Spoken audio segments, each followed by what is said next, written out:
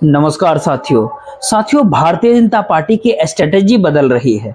नरेंद्र मोदी और शाह के बिसात में चलने वाले जो प्यादे हो वो सभी वजीर बन रहे हैं या फिर इस दौर में कोई एक दूसरे को सहमत देने की परिस्थिति में भारतीय जनता पार्टी के भीतर नहीं है। इसी दौर में इंडिया अलायंस या कहे इंडिया गठबंधन जो लगातार टूट रहा था वो अचानक एकजुट क्यों नजर आने लगा है। यह कौन सी राजनीति मजबूरी हो गई है कि ममता बनर्जी को भी अब पश्चिम बंगाल में सोचना पड़ रहा है। कल तक वो जो कुछ भी कह रही थी अब उनको यू टर्न लेना है और यह यू टर्न जो है भारतीय जनता पार्टी के माथे पर पश्चिम बंगाल को लेकर के सिकंद पैदा क्यों कर रही है।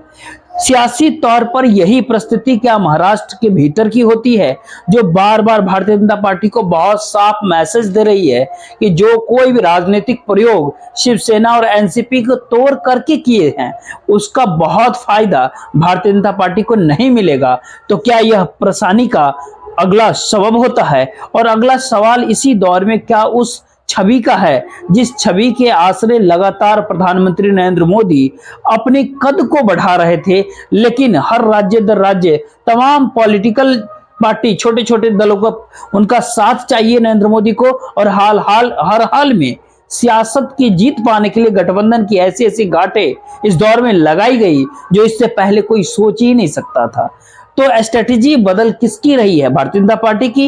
नरेंद्र मोदी का भाषण अगर 2013-14 के भीतर जो दिए थे उन भाषणों को अगर इस दौर में दोहराने की स्थिति में आ गया है और वहीं दूसरी ओर राहुल गांधी इन बीते करीब 10 सालों के भीतर जो नरेंद्र मोदी का अमृत काल होता है उसके भीतर अमृत काल के दौरान कॉर्पोरेट के ऊपर निशाना साधते हुए युवा को सतर्क करने में लग गए हैं कि समझ लीजिए नरेंद्र मोदी के सिस्टम में आपकी कोई जगह नहीं है। तो क्या पॉलिटिकल तौर पर पहली बार उत्तर प्रदेश के भीतर भी संघ की गुजरात के बाद दूसरी प्रयोगशाला जो नरेंद्र मोदी और योगी के आश्रय बना दी गई, जो अयोध्या के भीतर राम मंदिर और वहीं दूसरी ओर बुलडोजर का शासन उसके भीतर भी सेंध लगाने की परिस्थिति में कहीं उत्तर प्रदेश तो नहीं आ गया है। अगर ये हालात है तो 272 तक भी कैसे नरेंद्र मोदी पहुंचेंगे या बीजेपी पहुंचेगी?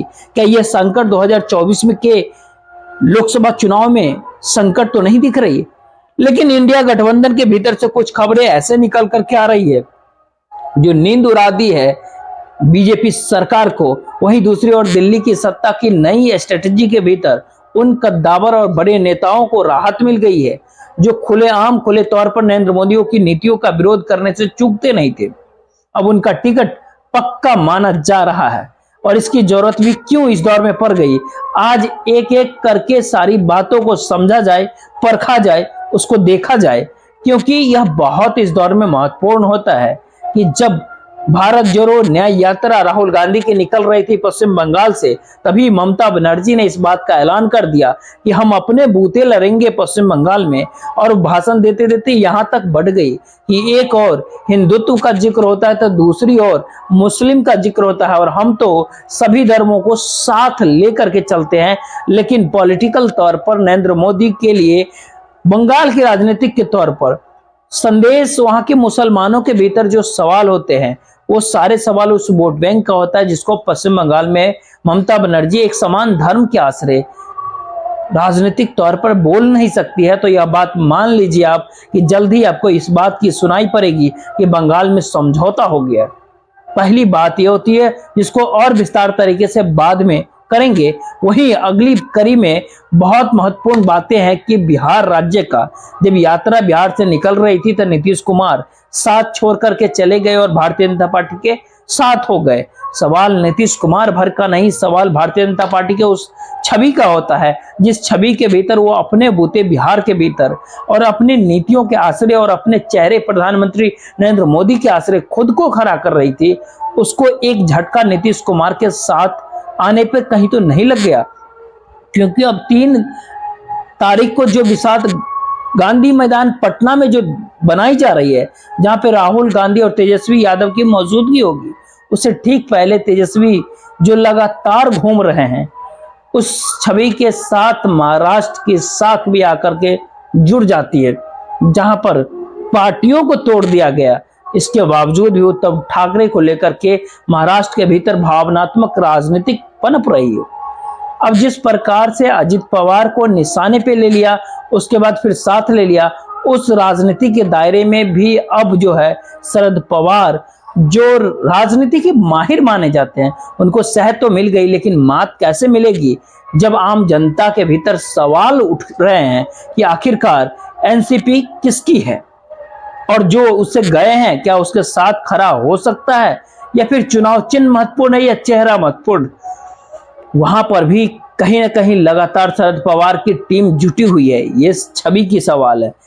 और वहीं अगली परिस्थिति में उत्तर प्रदेश की बात होती है, जहां पर पहली बार युवाओं के भीतर ये सवाल उठ रहा है कि अगर वो चाहे तो राजनीति सत्ता के निर्णयों को बदल सकता है, तो वह उस हर निर्णय को बदलने की ताकत रखता है, जिसके भीतर बुलडोजर भी चलता है, तो वह तय करता है कि सत्ता के अनुकूल कौन है और प्रतिकूल कौन होता है, यानी कानून के दायरे में हो या फिर जिक्र अनुशासन और करप्शन का हो।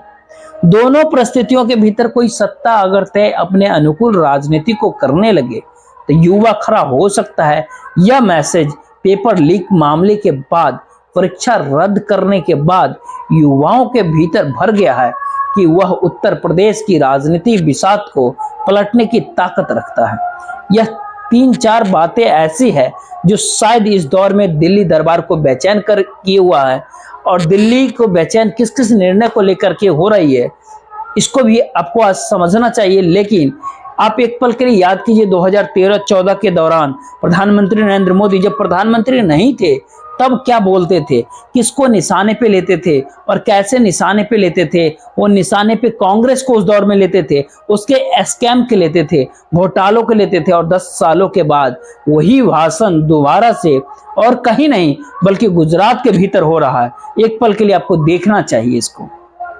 साथियों, 2014 में जब आप सभी ने मुझे आशीर्वाद देकर दिल्ली भेजा, तो मैं आपसे वायदा करके गया था कि देश को लूटने नहीं दूंगा।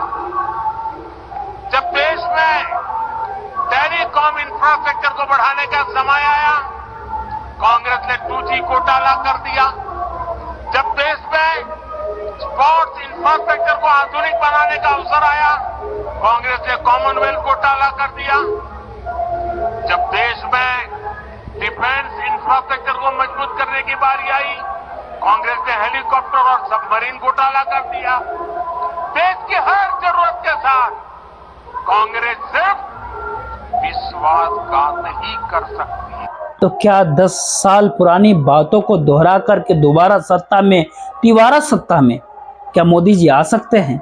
दरअसल यह बात कहने की होती है, लेकिन इसके साथ स्ट्रेटेजी भारतीय जनता पार्टी के भीतर कैसे बदल रही है, ये केवल इस बात से आप समझ लीजिए कि कल तक वरुण गांधी के निशाने के ऊपर चाहे किसानों की बात हो, महंगाई की बात हो, बेरोजगारी की बात हो, और कोई नहीं बल्कि नरेंद्र मोदी की सत्ता निशाने पे होती है।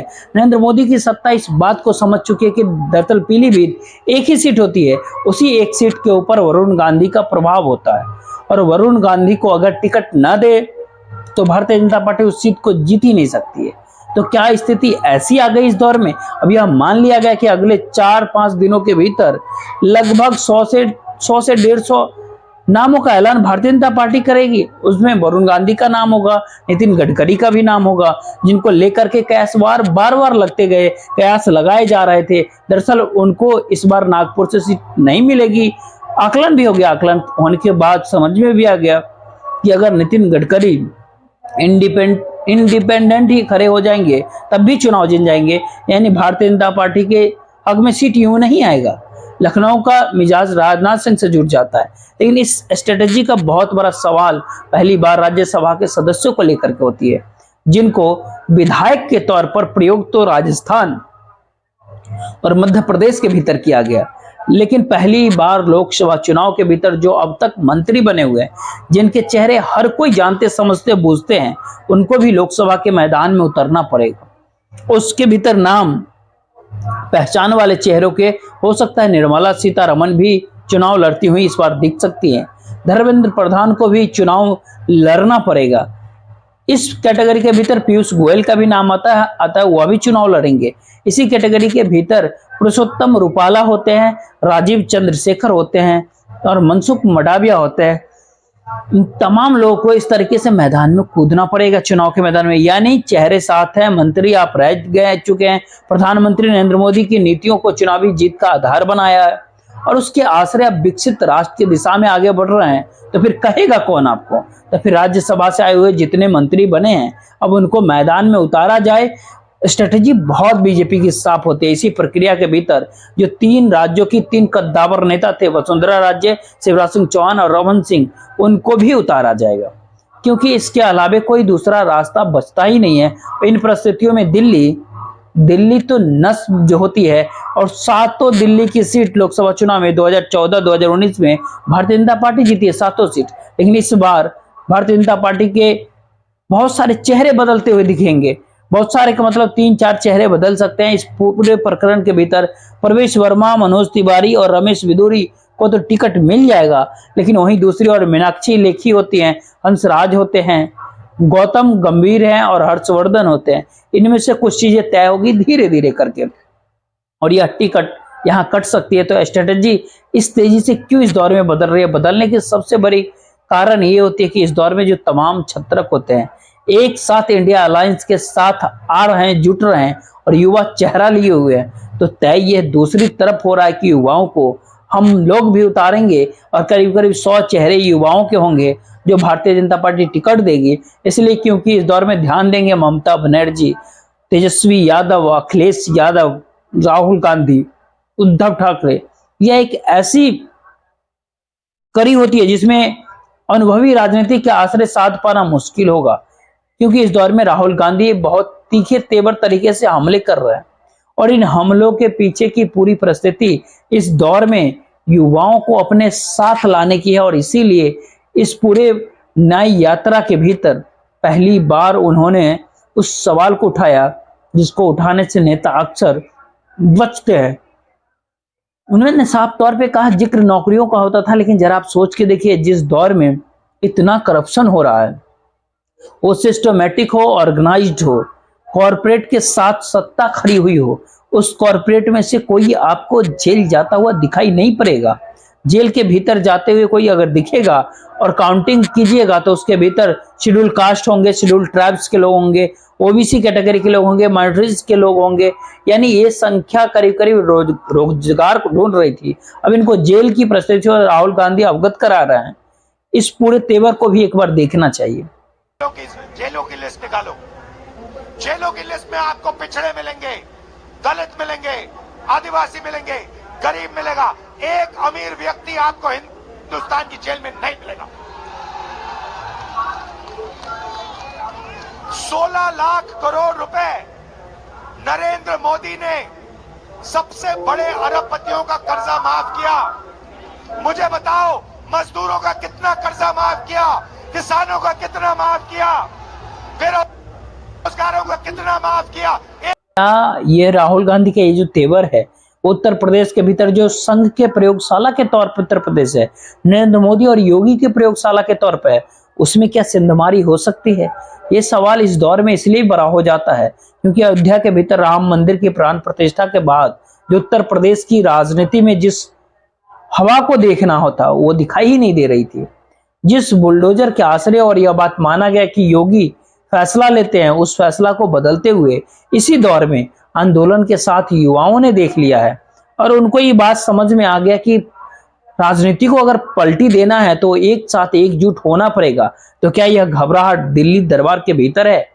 उनके माथे पर की सिकन साफ साफ बताती है। अगर उत्तर प्रदेश के प्रयोगशाला में अगर सेंध लग गई, या आप खुद ही सोच करके देखिए पिछली बार वो 62 सीटों पे लोकसभा चुनाव में जीती थी भारतीय जनता पार्टी, अगर वो 62 सीट पे ही अटक जाती है तो इन परिस्थितियों में शायद यह न रुके। इसीलिए आरएलडी के साथ समझौता उत्तर प्रदेश में किया गया।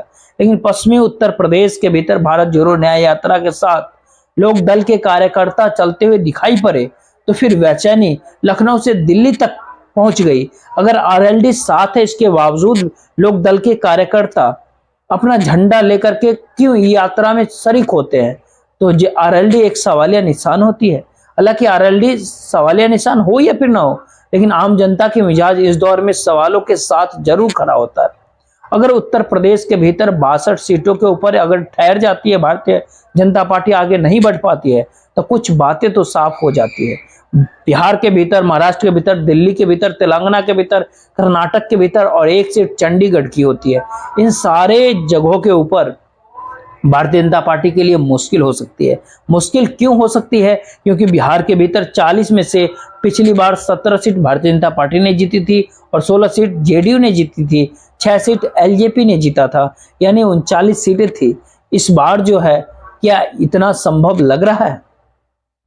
असंभव सी बातें होती है, लेकिन जिस जीत को भारतीय जनता पार्टी ने 2019 के लोकसभा चुनाव गठबंधन के साथ हासिल कर लिया, वो दोहरा पाएगी, ये इम्पॉसिबल होती है, नामुमकिन सी बातें होती है। लेकिन यही स्थिति महाराष्ट्र राज्य के भीतर होती, जाके 48 लोकसभा की सीटों के ऊपर 23 सीटों पे जीती थी, साथ में शिवसेना ने 18 सीटें जीती थी, यानी दोनों मिला लीजिएगा तो उस दौर में अगर देखिएगा तो करीब 41 सीट, 48 में से 41 सीट क्या इस बार भारतीय जनता पार्टी और उसके साथ खड़े एकनाथ शिंदे और अजित पवार को इतनी सीटें मिल जाएगी? यह असंभव से बातें होती है। दिल्ली की 7 सीटें, 7 सीट भारतीय जनता पार्टी ने जीती, क्या 7 सीट इस बार जीत पाएगी? जब 3 सीटों के ऊपर कांग्रेस और 4 सीटों पर भारतीय जनता पार्टी खड़ी है। अगर सिर्फ चांदनी चौक को ही आप समझ लीजिए तो भारतीय जनता पार्टी के भीतर कहीं ना कहीं, कहते हैं ना, हड़कंप मच गई है, नई उम्मीदवारों को ढूंढ रही है और इसीलिए दिल्ली की 4 सीटों के ऊपर 4 नए चेहरे बदलते हुए दिखाई पड़ सकते हैं। तेलंगाना राज्य के भीतर भारतीय जनता पार्टी के ऊपर कोई बहुत बड़ा असर नहीं पड़ेगा। पिछली बार 4 सीट जीती, इस बार भी 4 सीट जीत सकती है। लेकिन वहीं दूसरी ओर वहां पर बीआरएस ने जो 9 सीटें जीती थी, वो 9 में से करीब 5 सीट अगर कांग्रेस जीत जाती है तो एक ही झटके में कांग्रेस को फायदा होगा। जो नुकसानदायक होगा वो भारतीय जनता पार्टी की स्थिति में होगी, जहां पर वह यह बात सोच रही है कि कांग्रेस को आगे नहीं बढ़ने देंगे। और यही परिस्थिति कर्नाटक के भीतर होती है। 25 सीटें 28 में से वो पिछली बार जीत गई थी। क्या यह संभव इस बार लग रहा है? बिल्कुल भी नहीं। तो अगर इन सारे सीटों के हिसाब से अगर आप देखना शुरू करेंगे तो दो बात की बेचैनी काफी तेज होती है। भारतीय जनता पार्टी के भीतर पहली बार स्ट्रेटेजिकली, यानी रणनीति के हिसाब से जो उम्मीदवार खड़े होंगे उनकी पहचान नरेंद्र मोदी के साथ जुड़ी हुई होनी ही चाहिए। इसीलिए राज्यसभा से आए हुए व्यक्ति जो मंत्री के तौर पर हैं, उनको चुनाव मैदान में उतारना है। जो कद्दावर हैं, जिनकी साख होती है, उनका टिकट नहीं काटना है।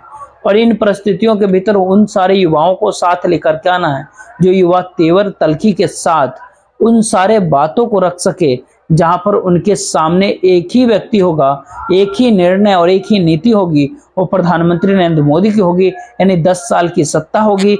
इसीलिए लगातार एक ही व्यक्ति के आसपास घिरती हुई पूरी राजनीति क्या भारतीय जनता पार्टी और संघ परिवार को भी परेशान तो कहीं ना कहीं कर रही है, क्योंकि रणनीति बन रही है वह नरेंद्र मोदी को चेहरे को लेकर के।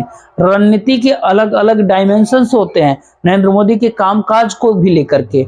जो चेहरे और कामकाज के आसरे आगे बढ़ने की सोच होती है, उस सोच के भीतर जो है विकसित देश को बनाने की सोच होती है, उसमें कहीं ना कहीं उस पूंजी का जिक्र होता है जो भारत को अंतर्राष्ट्रीय तौर पर तीसरे पायदान पर ले जाएगी।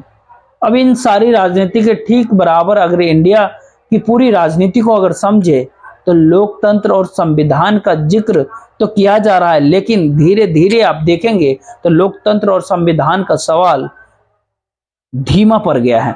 और नया सवाल इसी समय में महंगाई से जुड़ा है, युवाओं की बेरोजगारी से जुड़ा है, गरीबी मुफलिसी से जुड़ा है, इस दौर में उस करप्शन से जुड़ा है जो ऑर्गेनाइज तरीके से कॉर्पोरेट को लाभ पहुंचा रहा है। तो क्या ये नई परिस्थिति के भीतर अब भारतीय जनता पार्टी की अपनी रणनीति का सवाल उठ रहा है कि अगर ये गठबंधन पश्चिम बंगाल के भीतर हो जाता है, जो वही इस बात को मान करके चल रहे हैं कि दरअसल त्रिकोणीय मुकाबला होगा था, पिछली बार की तुलना में इस बार ज्यादा सीट जीत सकते हैं। लेकिन वहीं ममता बनर्जी को भी समझ आ गया कि अगर कांग्रेस के साथ गठबंधन करती है तो कोई जरूरी ही नहीं है कि वह वामपंथियों के साथ खड़ी हो, लेकिन वामपंथियों का पूरा कैडर जो इस समय में ममता बनर्जी के साथ होती है, उनको कोई दिक्कत नहीं होगी अगर कांग्रेस साथ में आती है, माइनस लेफ्ट होती है। और ये परिस्थिति पश्चिम बंगाल के भीतर बन चुकी है, ऐलान हो गया। और इसका पूरा असर पश्चिम बंगाल से निकल के बिहार तक पहुंचेगा, क्योंकि बिहार का गांधी मैदान राजनीति में बदलाव का घोतक होता है। आप ध्यान दीजिए, जब बिहार में नीतीश कुमार पहुंचे थे पहली बार, इंडिया गठबंधन जब नाम ही नहीं पड़ा था, लेकिन सोच रहे थे कि विपक्ष को एकजुट होना चाहिए, तो वो सबसे पहले पश्चिम बंगाल में ममता बनर्जी के पास गया। ममता बनर्जी ने सबसे पहले यही कहा था कि बिहार तो धरती है बदलाव की। जेपी ने यहीं से आंदोलन किया, और जेपी के आंदोलन के समय का गांधी मैदान हर किसी को याद आ सकता है।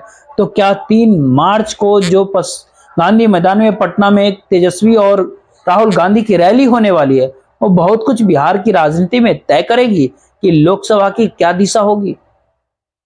और यही परिस्थिति कमोबेश जब शिवाजी मैदान में पहुंचेगी महाराष्ट्र के भीतर, उद्धव ठाकरे की राजनीति का जो मिजाज इस दौर में भावनात्मक तौर पर परिवार के साथ इसलिए जुड़ा है क्योंकि इस समय महाराष्ट्र की सत्ता शिवसेना के हाथ में होती है, मुख्यमंत्री शिवसेना का होता है, लेकिन जिक्र कहीं पर ठाकरे परिवार का नहीं होता।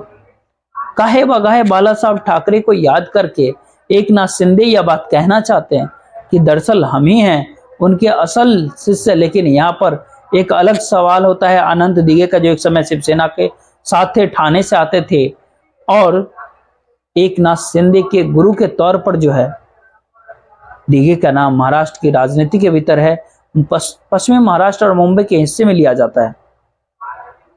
दोनों एक साथ कैसे आगे बढ़ सकते हैं? अगर ये सिर्फ सैनिकों से अगर समझिएगा तो उनका बहुत कहना साफ होता है। दिघे की रास्ते पर कहीं एकनाथ शिंदे निकल गए और दिघे को किस रूप में राजनीतिक तौर पर दरकिनार कर गया, और एकनाथ शिंदे ने ठाकरे परिवार को दरकिनार किया, तो 2024 का लोकसभा चुनाव शायद ठाकरे परिवार के लिए और शिव सैनिकों के लिए, या महाराष्ट्र की राजनीति के भीतर शिवसेना के हिंदुत्व के प्रयोग का ये शायद एक ऐसा टेस्ट होगा, और उसके भीतर भारतीय जनता पार्टी कहां पर फिट होगी यह भी अपने आप में एक सवाल होता है। तो पॉलिटिकल तौर पर जो 3-4 सवाल गठबंधन के भीतर से जो उठते हैं वो बेचैनी पैदा कर रहे हैं दिल्ली सत्ता को, और दिल्ली नई रणनीति बनाने में जुट गई है। लेकिन नई रणनीति बनाने में उनकी अपने ही हाथों के जरिए अलग से कोई काउंटिंग करने के लिए हथेली बसती नहीं है, और उसके हथेली पर सिवाय एक चेहरे, एक नाम और एक नियम कायदे के अलावे कुछ भी नहीं होता, जिसको संभाले हुए दोहरी चेहरे होते हैं, वो नरेंद्र मोदी और शाह की चेहरे होती है। तो क्या इस दौर में एक बिल्कुल नई परिस्थिति में 2024 की लोकसभा चुनाव की दिशा में बढ़ते हुए कदम है? अंत का सबसे बहुत बड़ा सवाल उठता है कि नारा 400 पार का होता है, लेकिन 272 को लेकर के सांसें अटकी हुई है, और इसी अटकती हुई सांसों के भीतर वह पुरानी रणनीति को बदलने की दिशा में नरेंद्र मोदी शाह आगे बढ़ चुके हैं। अगले 4-5 दिनों के भीतर जब पहला ऐलान होगा टिकटों का, तो उसके भीतर आपको समझ आ जाएगा कि दरअसल सांस क्यों फूली हुई है और गले में क्या कुछ अटका हुआ है। और वहीं दूसरी ओर इंतजार पश्चिम बंगाल में ममता बनर्जी का ऐलान का करना पड़ेगा, जो इसी दौर में ऐलान हो जाएगा। देखते रहिए स्टडी सफर तक, और शायद पटना का गांधी मैदान आंखों से देखने वाला दृश्य होगा। इंतजार सबका करना पड़ेगा। देखते रहिए। बहुत बहुत धन्यवाद। जय हिंद, जय भारत।